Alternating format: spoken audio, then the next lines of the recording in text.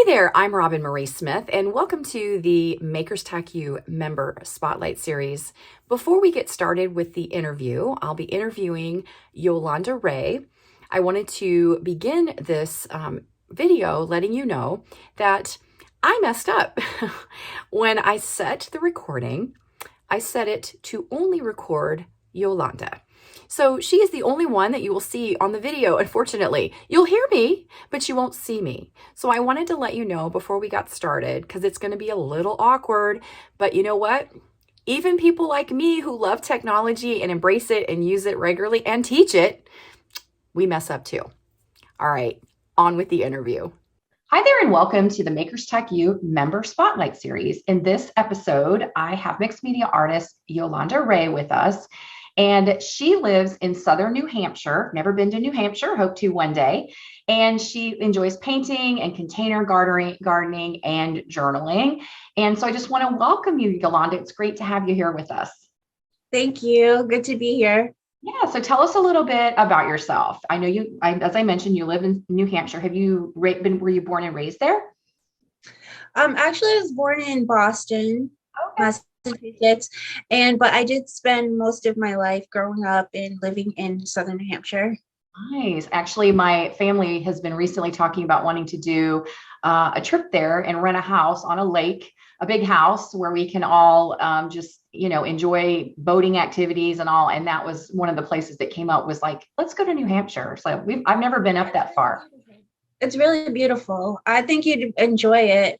Yeah, definitely. I think so. And there's a few other places like Maine and Vermont and everything I would like to do. Just need to go up there for like a whole month and just enjoy the travel. So yeah.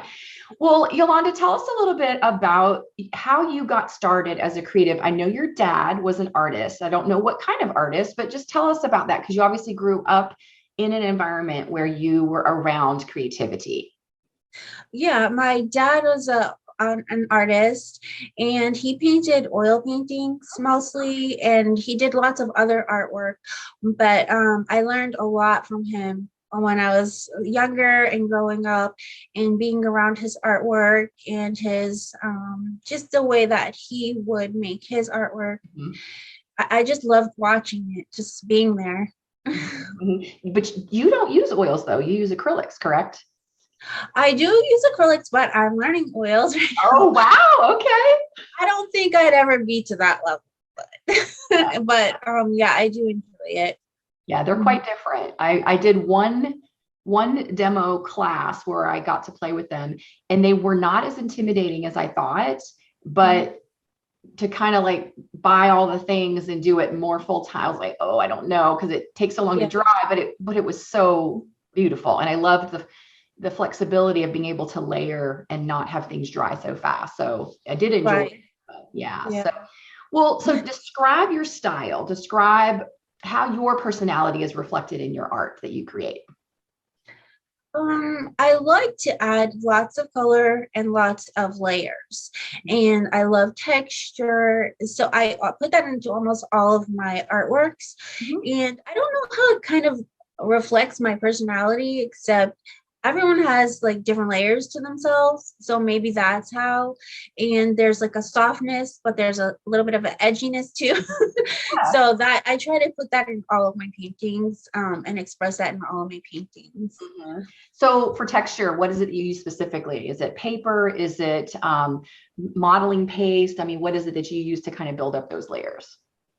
I like to use modeling paste, different types of mediums. Like I like the I think it's gel beads or something like that, bead gel. I like that one. I like adding matte medium and then etching into it with different tools and then letting that dry and then adding thin layers on top of the paint, the medium. And so as you build up those different glazes, it kind of gives a really cool effect. Do you work on more than one painting at a time, or is it just strictly you're focused on that one thing that you're working on? I like to work on more than one at a time. Because when I'm in the flow, it helps me to just let that one dry and then work on this one. And I like to go back and forth. So I do maybe 2 or 3 at a time. That makes sense. That makes sense. Well, tell us a little bit about your creative process, because it sounds like you create on a regular schedule, like every day or just about every day. So tell us what that looks like for you. Okay. I like to start my day with they're kind of like exercises. I do watercolor and I might make just different little circles or dabs, and I'll add what are they called? Those water soluble crayons and Oh, color yeah. pencils and things like that. I just keep layering those in my little sketchbook. And if I have time, I'll work on a painting on paper or canvas later on in the day. But I try to start the day, like I don't like to sit idle when I watch TV in the morning. So I like to I like to work in my sketchbook while I'm sitting there because it makes me feel better. So I start my day with like my coffee, my tea. I might watch a little TV, and while I'm doing that, I'm working in my sketchbook.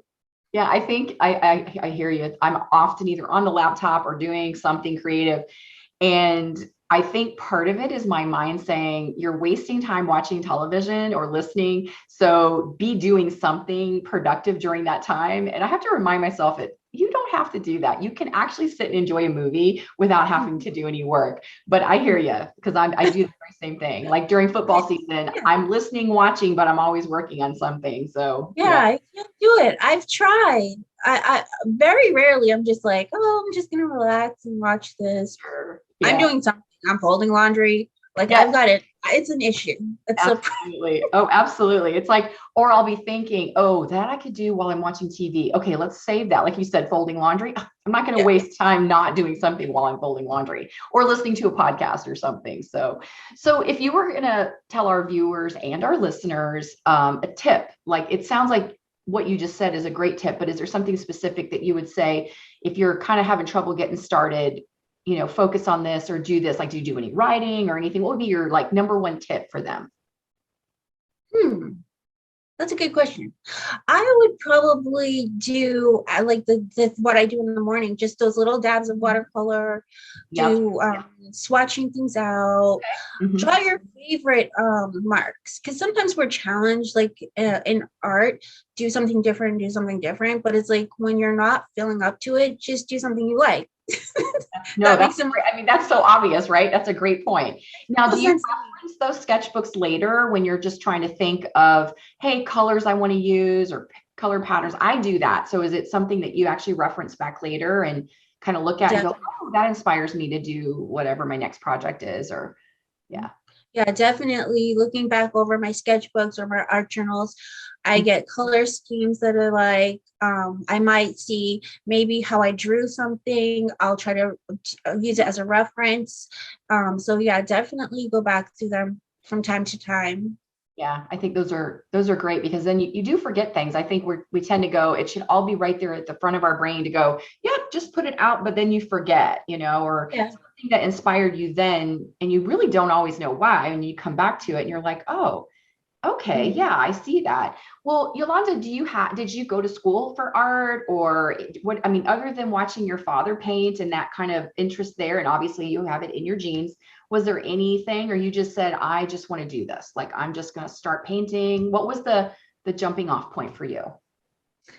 As far as recently, I when I couldn't go back to work after my head injury, then I needed a daily routine and something to put my energy and focus into that I could do that helped me to have confidence.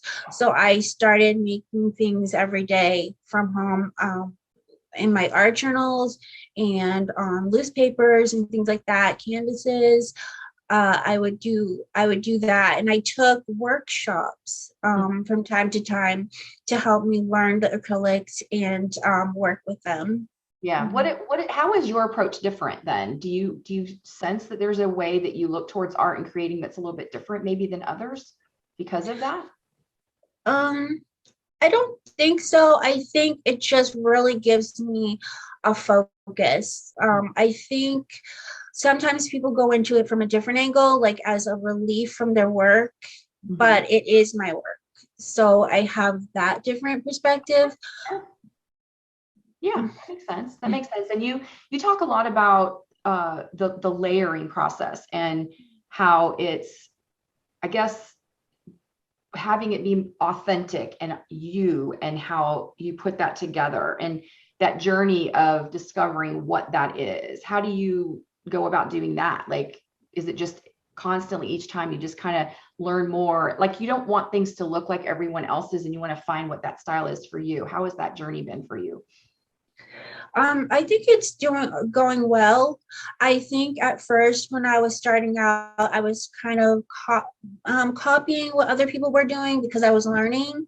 Right. But then once I started to see what techniques I like, then I could make that my own and express it in my own way. So when I'm learning something like the layering, it just really helped me because I felt like I could add words or not add words. I could use a lot of flowing. I didn't know at first about acrylic fluid mediums or acrylic fluids. Mm-hmm. And so when I discovered that, it was very helpful because I was thinning down my paints in order to get those thin layers. So when I learned that, it was very helpful because I could add layers of the paint and then glazes. I really love that, adding glazes, and it just really helps me a lot to express what I want to say. And I add different types of pastels. It gives us softness, and then I like to contrast the colors as well as the softness and the darkness, and add a little bit of edginess to my painting, so that it all of that kind of goes back to my own expressing my own self and what I want to do with my art. So I hope that answered the question. Yeah, that's great. That's Okay. great. Well, so because this is your work, and I understand, because this is my work, although, I do the tech part of it too. And you're creative pretty much every day. What about creative blocks? What happens? I mean, obviously you've got to experience them. We all do. And then, what do you do to overcome that? And why do you think that happens for you? Okay. For me, I think creative blocks happen because I might be painting a lot or creating a lot in other ways, Mhm. and I just basically get tapped out. So I have to kind of replenish myself, and I look through my art books, and I look through magazines or interior design books, and basically I'm just taking in lots and lots of information, and getting ideas about colors and textures, and kind of refreshing myself and reminding myself what I like, what I want to do or try next, and things like that. So that's how I get over it. Mhm. And I also spend time prepping surfaces Mm. because I don't like to prep surfaces when I'm getting ready to paint. It's one that itself could be a creative block for real. No, that's true. It's like you want to, and then they have to dry. So you're like, well, if I just had the things ready and I could just put them down and just start working. Yeah, it's like those kinds of things. It's like, I don't want to go in there, especially when you're ready and you've got these great ideas and you're like, oh, I can't do it because I got to do this, So yeah, So I try, yeah. like Oh, I will get myself ready for when it comes back to me, when I'm ready to work, mhm. all of my things are ready for me. So Yeah, that yeah. makes total sense. That makes total sense. Well, so I want to hear about your creative space, because I know you describe it as your tiny desk. Tell us about that. It is really the world's tiniest art. It's like 2 feet wide or something. Oh my gosh, how do you do it? I don't know. It's a miracle. One day I was working at it and I was feeling so ungrateful. I was like, this does, it's too tiny. I don't know how I'm gonna work at this thing. It's driving me crazy. And then I went and I measured it because I was like, well, let's see how big, another desk is. Like, how big will I need my desk? I measured it. I'm like, how am I doing this? I don't even know how. It's just, I don't even know how. I'm looking at it right now. I'm Like, how does that work? Do you, it's I like would, basically a dinner table. You know those folding out tables? yeah. Oh, A little yeah. bit better, bigger than that. Oh my, a table tray or a TV tray. Is that what you're talking about? I don't know how you do it. Yeah, How a do you? little bit better than that. But you know what happens though, is as I'm working and creating, my space ends up narrowing down, and it's about the size of a TV tray. We always joke around and say it's the size of a placemat, but it's like, Yeah. okay, I've gotten all crowded in. It's like I have to move everything out. But yeah, I guess I hear you on that. But I love what you said though about not when you said, yeah, and then when I'm not feeling grateful, because I used to work at the dining room table. So I get it. I mean, I always think, okay, no matter how frustrating it is for lack of whatever, I'm thankful that I have what I have. Because I remember Mm. one time I was working in the dining room on a project, and it involved a lot of things with scrapbooking way back when. And so I had all these things. Of course, you have to use the floor because you don't have enough room on the top, right? Because there's nowhere to put And then we anything. find creative ways to hang string or wire, and then use clothespins to hang things. So, I mean, I get it. We come up with all Been these there. creative ideas. Exactly. And so a friend of my husband's had come over with him, and he's looking around. He goes, are y'all redecorating? Like, he just saw everything and thought we were doing, swatches for the walls and paints and fabrics and everything. I said, no, I'm actually creating. And so finally, when we were able to create a room for me in the house where I could work, it was awesome. So I hear you. And I love that you're just like, you know what? I'm making this work. This is what I have. And you're not letting that stop you, because sometimes I hear, well, I don't have enough room, or I don't have, a space like everybody else or whatever. And it's like, don't let that stop you, because look at what you've been able to do with a tiny table, or what do you call it? A tiny desk. Tiny desk. I love that. But yeah, people should not let that hold them back. Don't let it hold you back, because if I can do that from this little, dinner desk thing. Yes. It's not a dinner desk, but it's glorified. Yeah. It's like this. Yeah, I love that. Yeah. The tiny desk that's like a TV tray. I love that. So basically, no, I'm glad you make it work. And you know what? Maybe there'll be a time when you'll be able to set up a little bit. But you know what? Like I said, I use the floor too, and I hang things and do whatever. And there'll be times I've told this story before, but my husband jokes around, and he'll be like, he goes, sometimes I walk by that room and I look in there, and he goes, what is going on in there? It kind of looks like voodoo. And then he'll say, I just know I'm going to walk by there, and there's going to be things walking around in there, because it's like there's just stuff hanging, and it's here, and it's crying. And he just goes, what's going on? I know. He just looks, he goes, I don't understand it, but I know you love it and it works. So he just, so he doesn't get it either, but a lot of people don't. So he supports me, though. That's what's important. So when people see artists work, they're mystified. They're like, I don't know what you're doing, but okay. Yeah. And then trying to explain it to people. Like, what do you say when someone says, what do you do, Yolanda? What is your answer? I say I make art. Then they go, oh, you mean like paintings? Like, that's, or they'll say something, like whatever they think art is, right? Oh, they love realism. So when you show them like anything that's not, something that they expect, they're just kind of like, they don't get it. And then they also say, what do you do with it? You get that? Yeah. What do you do? I enjoy it, and I share it with other people. That's right. Especially the art journals. They're like, I don't understand. What do you do with it? And it's like, I don't know if I can explain it. So anyway, it's really hard it's one of those questions sometimes I just dread getting, because it's very hard to explain what mixed media is. And then so I just don't even like going there, especially when I know they're not really going to get it and understand it. So anyway, well, so let's talk a little bit about the technology, because this is part of the, Makers Tech U, and you've been a member for a while now. And how has technology, obviously it's a struggle, because artists tend to struggle with that, and the creatives tend to struggle with that. So how has that been for you? Like, prior to coming into Makers Tech, like, what were some of the things that you were experiencing that you were like, I really need to do this, I want to do this? Okay. Well, I had a website already, but I got to learn Squarespace in Makers Tech, and so it was kind of a fresh start. Yeah. I felt like it was a fresh start. I wasn't sure if I was going to be able to make it the way I wanted to, but the lessons and the step-by-step really helped a lot with that. And another thing I wanted to add to my website was an email list, a newsletter list. And for some reason, there was just this hurdle that I couldn't get beyond. And I could not understand like the segments and all of this, like setting up workflows. So that was something that was really holding me back, because I couldn't do that, and I wanted to. Mm-hmm. So learning that step by step in the Maker's Tech was very helpful.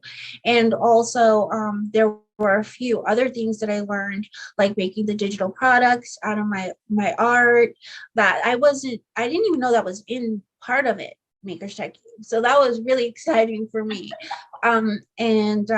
Yeah, those were the things that were kind of hanging out there that I wanted to accomplish, that I got to accomplish with Yeah. Maker's Tech. Great. I'm glad to hear that. And I understand what you're saying about the segments and the workflows, because that is a very logical thing. It's not just technical as in set it up, set it up, set it up. It's understanding the logic behind how it starts and then it goes like this. And it's like a big flow chart of, how everything flows. Even sometimes I get confused and I'm like, okay, I have to write this out.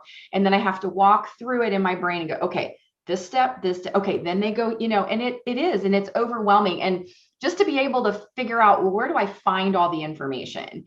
And I created Maker's Tech U so that you didn't have to go looking everywhere to find the answers. And then you piecemeal this and this and this, and then maybe that doesn't all work together and it can be really hard to figure it all out. So I guess if I asked you, what have you benefited from the most, it would be that you've gotten your fresh start on your website, you've gotten your list building, you're building your list, your community. Anything else you can think of that you're like, yeah, this was a great benefit? Well, obviously you talked about creating the products and all, but is there anything else that you're like, yeah, this was really a great benefit to me and joining? I definitely would say the office hours help. Being able to ask questions, the co-working sessions, the guest speakers. I mean, I didn't know about all that when I joined. When I saw the announcement that it was open, I just took advantage of it because I really wanted to be in there for so long. And I was just like, I'm just going to try it. So I just said, even if I just get 1 month, I gotta go. Right. And so I've been there ever since. So no, that's great. I like to hear that positive feedback, because there is a lot in there. There is, and you couldn't consume it all in 1 month. That's for sure. Yeah. There's a lot. And I wanted to mention one more thing. That it helped me start learning SEO. That the SEO was very helpful, and also the fact that I learned InShot for making art videos. So learning how to do InShot and share art videos, and the fact that everything is broken down step by step, because I do struggle with that sometimes. So I can go back and rewatch things, or I can pause it and come back to it, or take my time slowly and work through a lesson.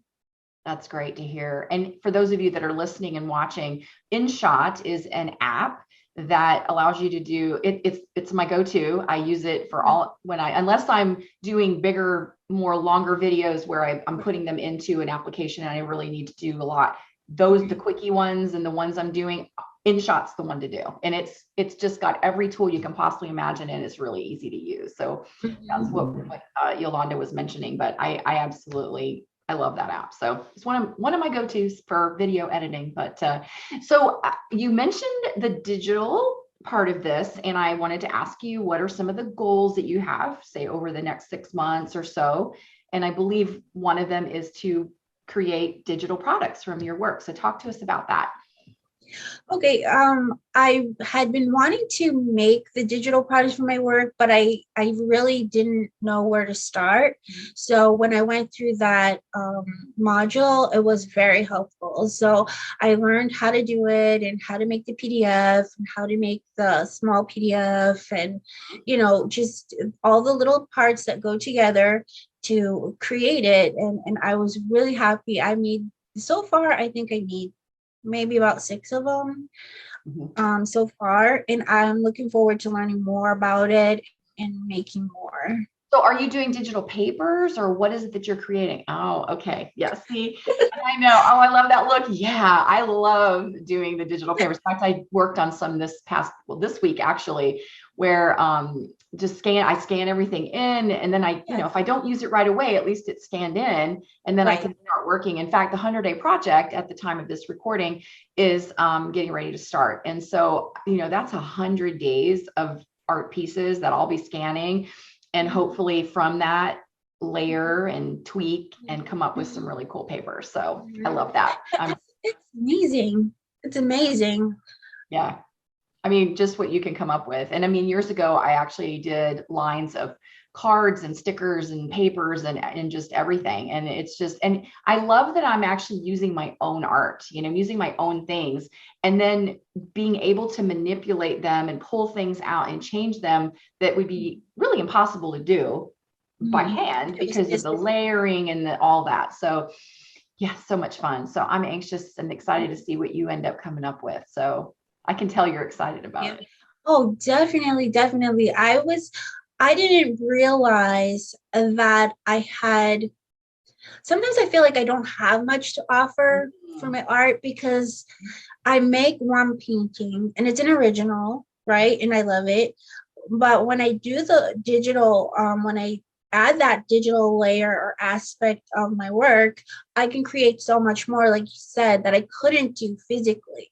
Right. So then it kind of has this longevity that and this creativity that I can put into it, right, that I wouldn't be able to do physically.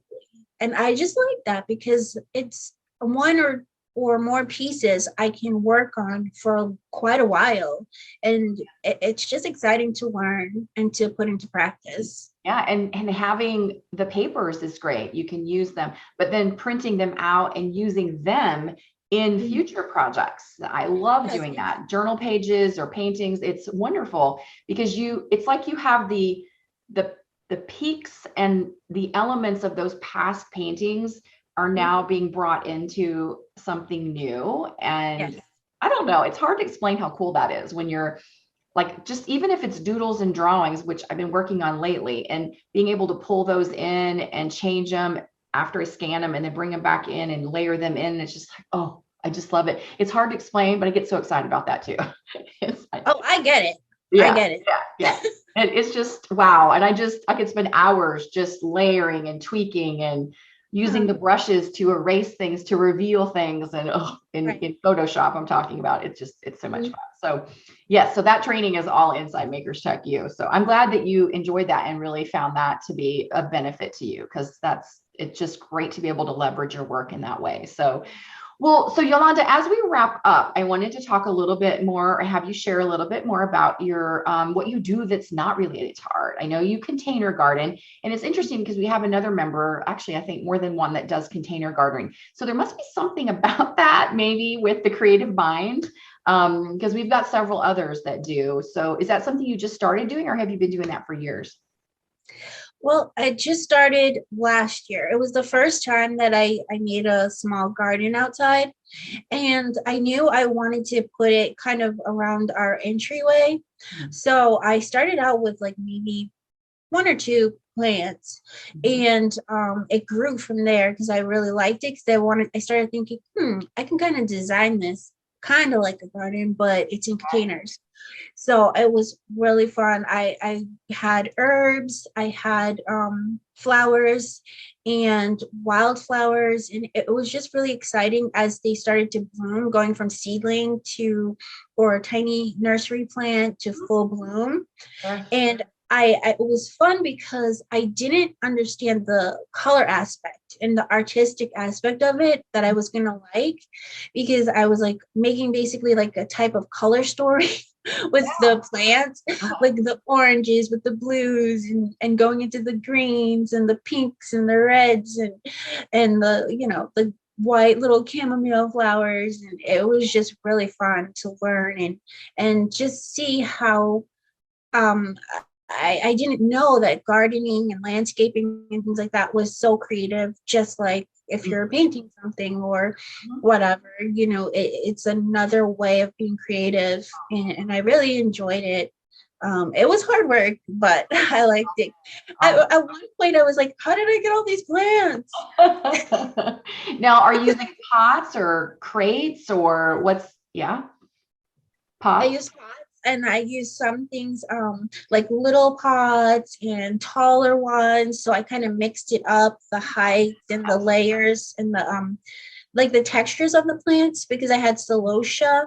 And I don't know if you've ever seen that plant, but it looks like a little like almost like a little fire, like a, I don't want to say fire, but kind of like a feathery type of thing. Yeah. And so it grows tall and it has this like plume on it.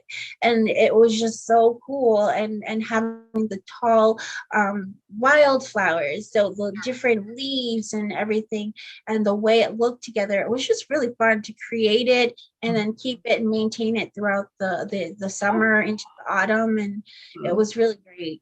Now, did you take photographs? Because you know you can use those in your work and layer those into projects too. Think of that.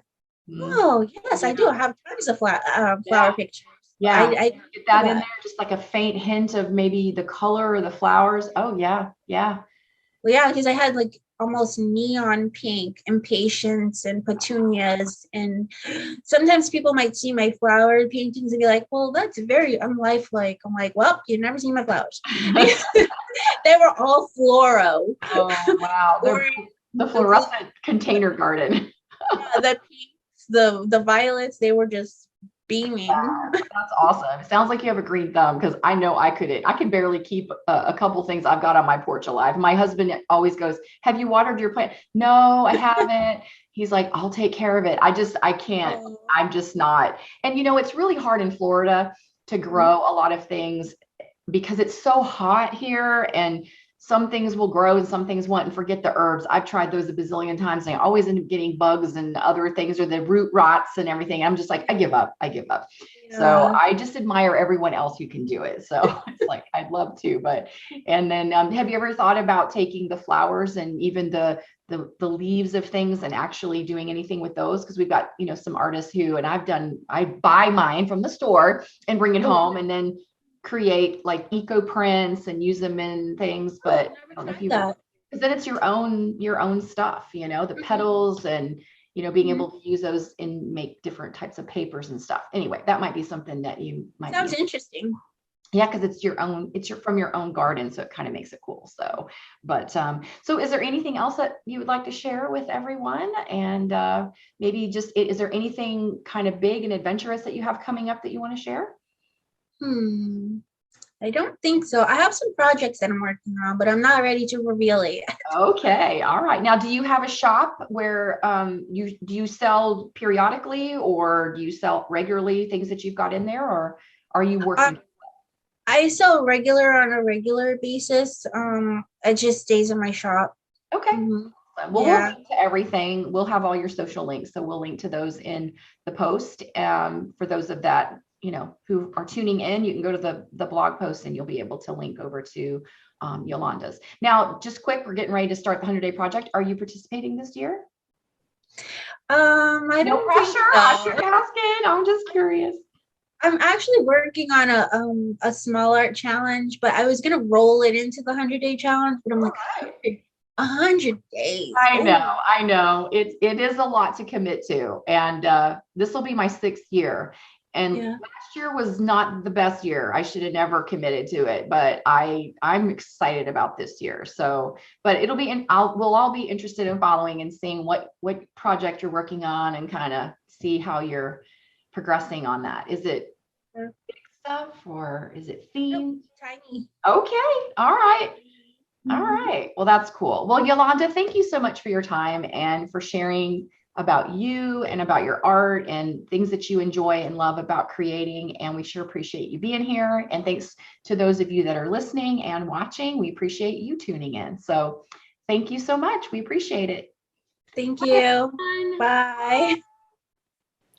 Are you ready to turn overwhelm into something manageable? Listen, I know you have a dream for your creative business, but you know it takes learning technology to make that happen. So stop wasting piecing it all together with YouTube videos that end up confusing you even more. Let me help you make learning and mastering the tech easy and fun so you can spend more time focused on your art passion. Take a look at Makers Tech U. Investing in yourself is the best investment you'll ever make. So check it out at makerstechu.com/join. I look forward to seeing you there.